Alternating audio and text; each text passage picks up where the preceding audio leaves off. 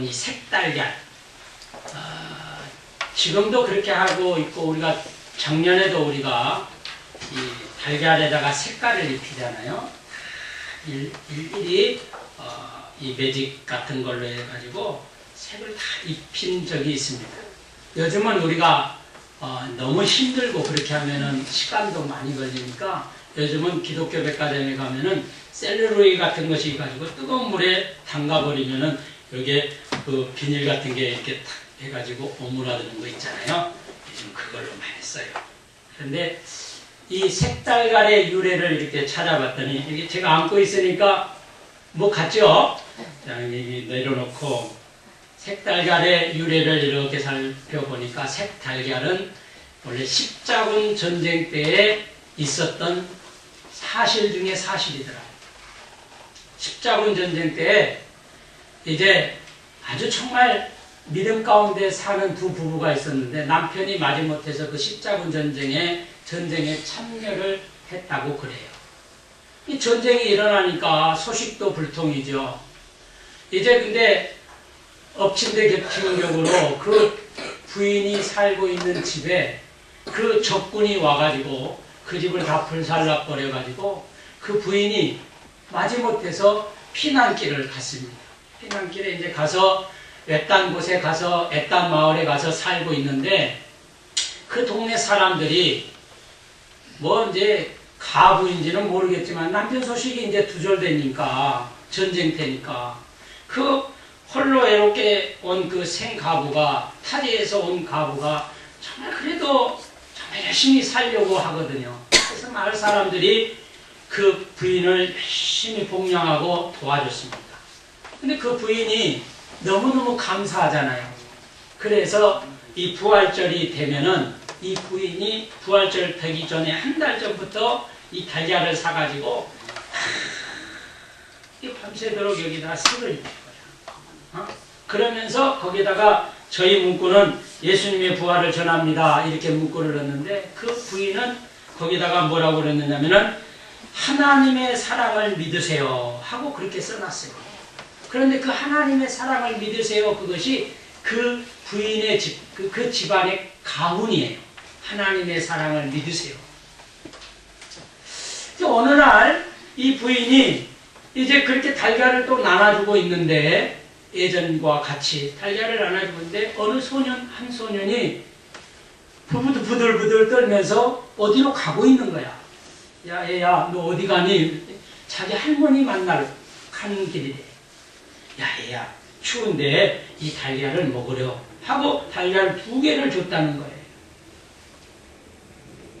거기에는 가온도 적어져 있죠. 그래서 이 소년이 가다가 하나는 자기가 먹고 하나는 자기 할머니 만나면 주려고 그 하나를 갖고 가는 거예요. 그런데 이제 어느 산길에 가게 됐어요.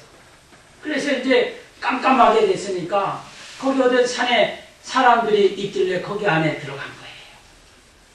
그래서 그 안에서 있는데, 그 전쟁통에서 어느 한 사람이 피를 흘리면서 저 구석에 있는 거예요.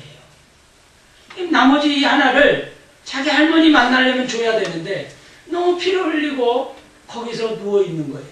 그래서 아저씨 얼마나 힘드세요?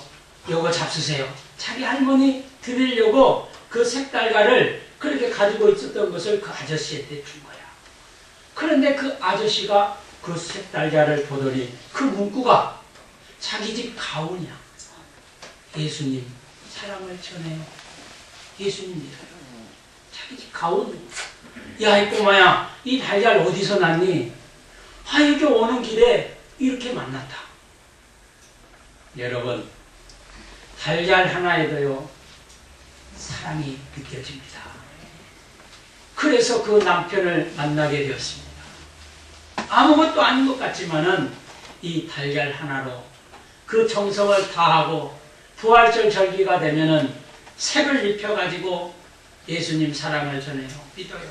하나님 사랑을 믿어요. 이런 문구를 전해줬을 때에 전쟁통에 죽었다고 생각한 자기 남편, 그리고 가정도 다 불에 타서 없어지는 그런 상황 속에서 이 달걀 하나로, 그 색달걀 하나로 부부가 다시 상봉을 해서 행복하게 살았다고 하는 것입니다. 네. 여러분, 하나님의 사랑은요, 우리가 국경을 초월하고 온 우주를 초월합니다. 오늘 예수님의 부활이 마찬가지입니다. 이 부활을 이 달걀로 상징을 하고 있는데, 여러분, 이 달걀 가지고는 더 비교할 수 없는 놀라운 사랑과 은혜와 축복이 예수님의 부활인 것을 여러분 믿으시기 바랍니다. 한번 따라잡시다. 예수님을 찬양합니다. 부활하신 예수님 찬양합니다. 감사합니다. 부활하신 주님이 우리 곁에 오셨습니다. 영원토록. 이제 계속 하지 마세요. 그럼 제가 설교를 못하는데. 부활하신 주님 영원토록 우리와 함께 하십니다. 너무너무 감사해요. 이 부활 사건이 있기 때문에 오늘 우리 기독교가 참된 살아있는 기독교가 된 줄로 믿으시기 바랍니다.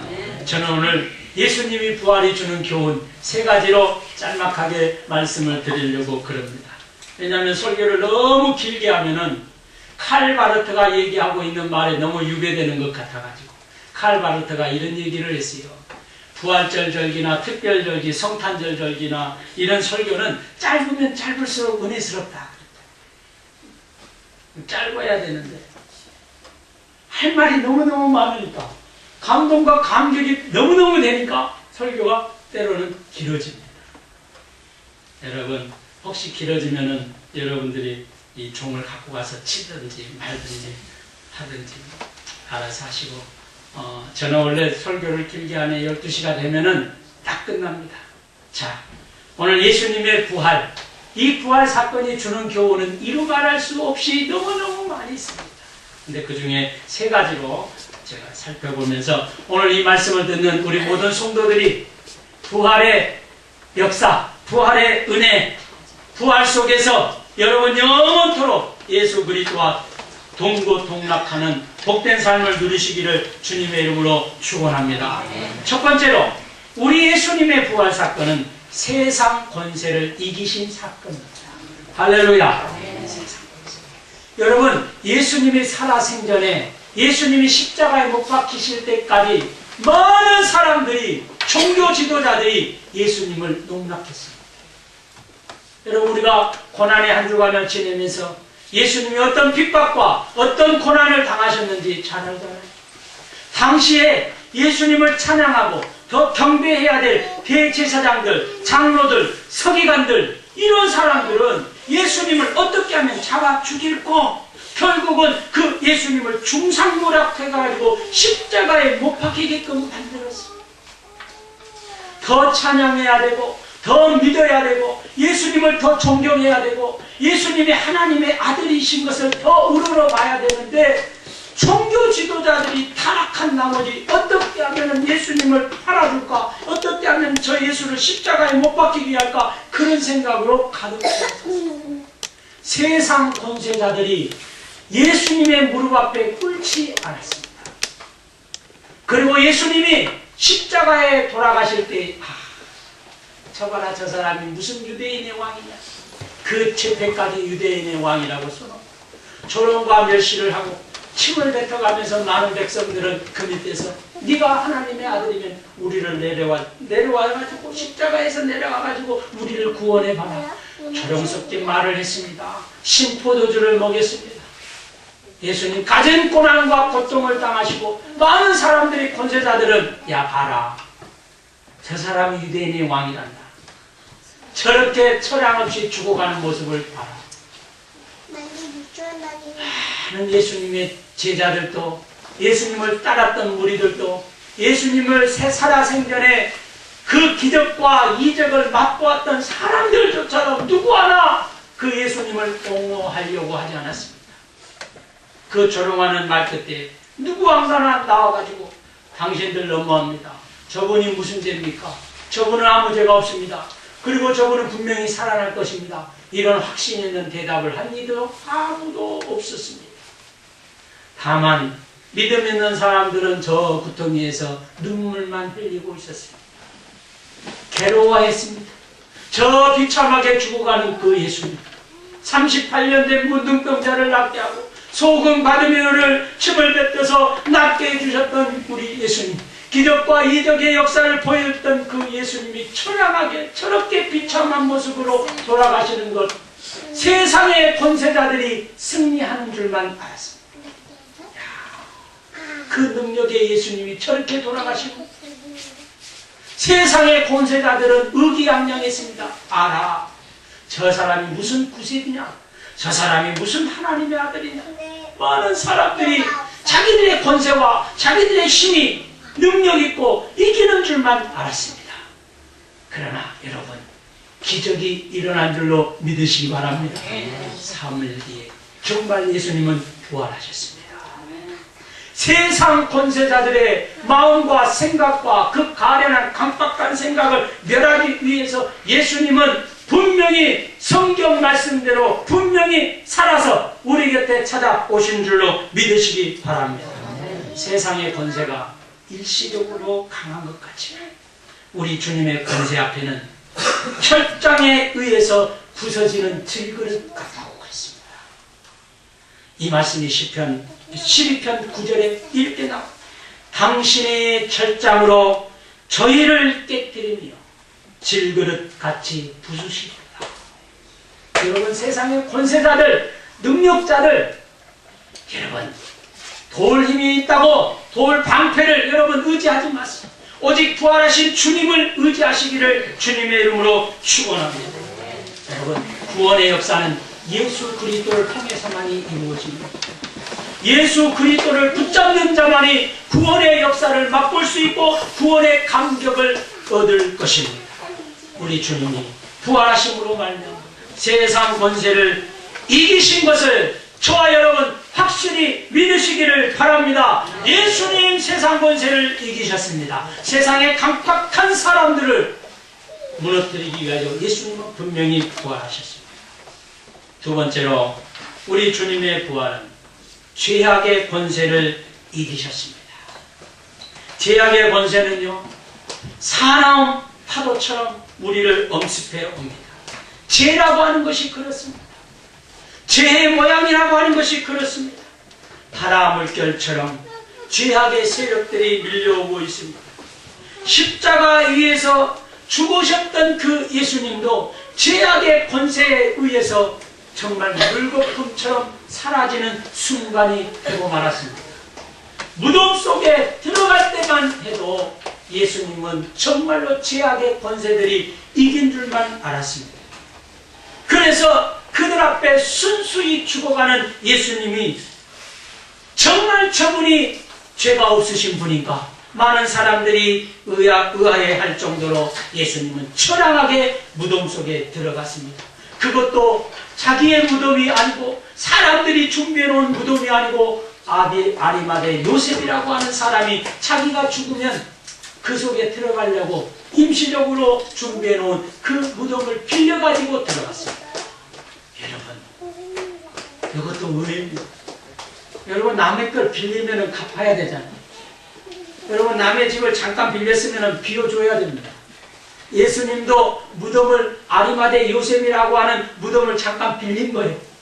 나중에 아리마대 요셉이 죽으면 어떻게 할 겁니까? 아리마대 요셉이 들어가야 되는 거예요. 그러니까 예수님이 부활해야 된다는 것은 기정사실인 것을 믿으시기 바랍니다. 제가 성경을 보고서 깨달은 거예요. 빌린 거죠. 아리마대 요셉이 사놓은 무덤입니다, 여러분. 그럼 자기가 죽으려고 했던 건데 예수님이 주구장창 거기에서 계속적으로 육신의 몸이 죽은 상태로 계속 있다고 생각해 보세요. 어떻게 있습니까? 안 되잖아요. 아니면 무덤을 옮기든지 예수님을 다시 다른 곳으로 옮기든지. 여러분, 그것은 물론 중요한 것은 아닙니다. 이미 성경이 예언된 말씀이고 그 예언된 말씀이 이루기 위해서 사망 권세에 빠져드는 모든 사람들을 구원하기 위하여 죄악 가운데 있는 모든 사람들을 구역하기 위해서 죄 가운데 물들 수밖에 없는 모든 영혼들을 구원하기 위해서 예수님은 부활하신 것을 여러분 믿으시기 바랍니다. 이 세상에요, 우리가 믿음 생활하는 가운데 죄악의 요소들이 물밀듯 봅니다. 그래서 넘어지게 합니다. 믿노라 하면 하는 사람들을 더 넘어뜨리게 하고 더 시험에 빠지게 하고 올무에 가시에 걸리게 합니다. 왜? 죄라고 하는 것은 올무거든요. 올무입니다. 이 올무에 빠져들면 거기에서 헤아리지 못합니다.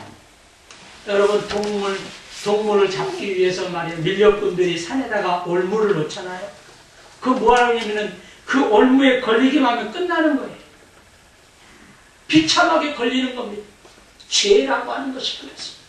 다시 말해서 가장 성경이 말씀하고 있는 가장 큰 죄 중에 죄는 뭐냐? 예수님이 하나님의 아들이신 것을 믿지 못하는 거예요. 그걸 믿지 못하고 많은 사람들은 성령을 해방했어요. 그래서 성령 해방죄가 가장 큰 죄입니다.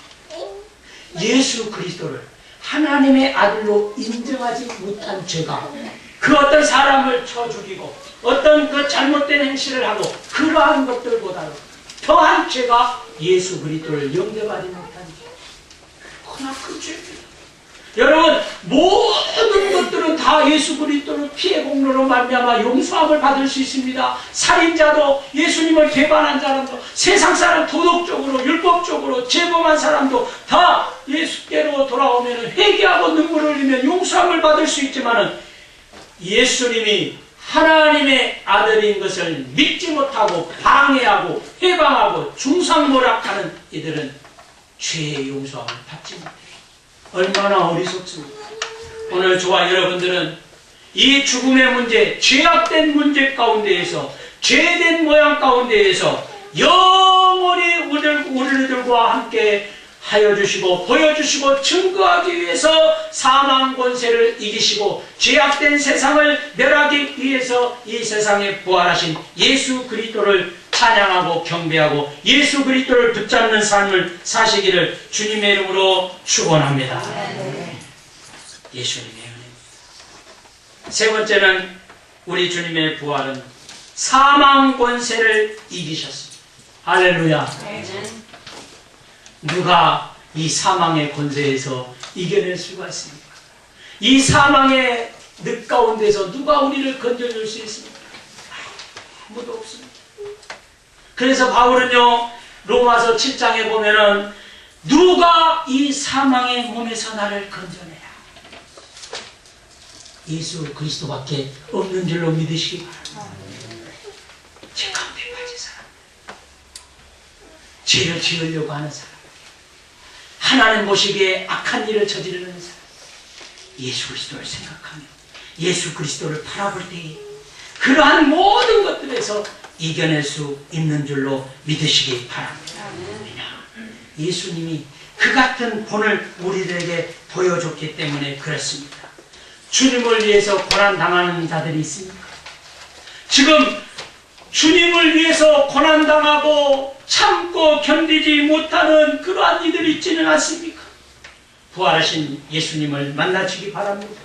부활하신 주님을 붙들기를 바랍니다. 그리고 믿음으로 승리하시기를 주의 이름으로 축원합니다. 부활하신 주님을 만났던 지자들은요 이제는 강한 확신을 받았습니다.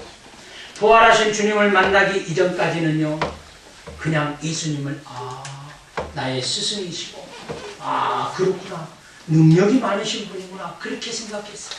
그런데 봐보세요. 예수님이 목요일 저녁에 잡히시던 그날 밤으로 끝나버린 겁니다. 온데간데 없어버린 겁니다. 제자들 말 이런 방법도 없습니다. 그 많은 사람들 추정한 세력들 사람들 믿음의 사람들 다 온데간데 없습니다. 베드로만 한 번 나와요. 브라더리온 뜰 안에서 3번 다굴기 전에 3번 나를 부인하리라 그 말씀을 응하기 위해서 베드로는 구경꾼으로 그렇게 섰다가 비자의 말에 어린아이의 말 한마디에 이런 방구도 없고 나 맞아 예수님의 제자야 나도 내가 대신 지면 안 될까? 내가 대신 맞으면 안 될까?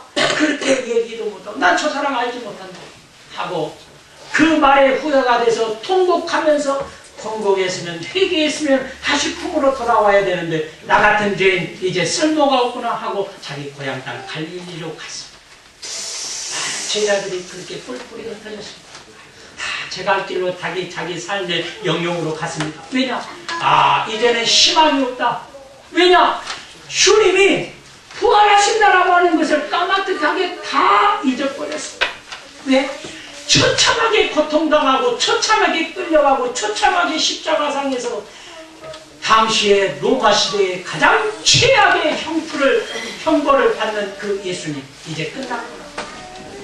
그러나요, 놀라운 역사가 부활 사건으로 일어난 줄로 믿으시기 바랍니다. 예수님이 부활하셔서 저 같으면 만약에 부활했다면 야, 이 개수만 놈들아, 너네들 말이야, 나 좋다고 쫓아다녔을 때는 언제도 말이지 그게 새빨갛게 다 도망가버려. 나를 믿노라 하고 초막셋을 지어 이런 나쁜 다들 이루와 권장을 때렸을 거야. 아니면은 그냥 너네들 제자 될 자격 없어 이렇게 할 수도 있어. 그런데 부활하신 주님은 찾아오셨습니다. 시름 가운데 있고 절망 가운데 있고 희망을 잊어버리는 이들에게, 야, 이제는 예수를 통해서 예수 믿어봤자 아무 소용이 없구나. 그런 이들에게도, 야, 이제 내 사업이 다 망했는데 이제는 의지할 것 하나도, 내가 믿음 생활 했는데도 왜 이 모양 이 꼴인가, 이렇게 생각하는 이들에게 부활하신 주님은 찬양하셔서 그들에게 용기를 주고 희망을 주고 소망을 준 줄로 믿으시기 바랍니다. 만삭되지 못한 바울 같은 사람에게도 예수 믿는 사람들을 잡아 가두려고 쫓아가는 다메섹에서 바울을 만나서 예수를 영접할 수 있고 복음의 사도로 삼아주셨던 그 예수님은 제자들에게 나타나셨습니다. 그리고 그 제자들에게 사명을 주었습니다. 여러분, 부활하신 주님은 우리들 곁에 겨져 온 게 아닙니다. 이 부활의 주일을 맞이하면서 우리 예수님 부활하셨다라고 하는 이 사건을 우리가 믿는 우리 모두들, 예수님은 거저 부활하신 게 아니에요. 다시 한번 희망과 용기와 소망을 주러 이 세상에 부활하신 줄로 믿으시기를 바랍니다. 그리고 지금 이 순간 저와 여러분 곁에 찾아오셔서 용기 잊어버리고 희망 잊어버리고 좌절하고 또 한 번 넘어졌던 이들을 다시 한번 일으켜 세우고 내 양을 먹이라, 내 양을 치라. 믿음 없는 자가 되지 말고 믿음 있는 자가 되라고 우리에게 다시 한번 희망을 던져주고 있습니다. 이 부활하신 주님을 여러분 삶 속에 깊이 깨닫고 이 부활하신 주님과 이제 앞으로 더 확신 있고 믿음 있는 증인된 삶을 사시기를 주님의 이름으로 축원합니다. 부활의 첫 열매가 되신 예수 그리스도, 오늘 저와 여러분 삶 속에 영원토록 함께 하실 것이다. 이 부활의 소식을 마음껏 기쁜 마음으로 확신 있는 삶으로 사시는 저와 여러분, 우리 모든 성도들 가정과 삶이 되시기를 주님의 이름으로 축원합니다. 기도하겠습니다.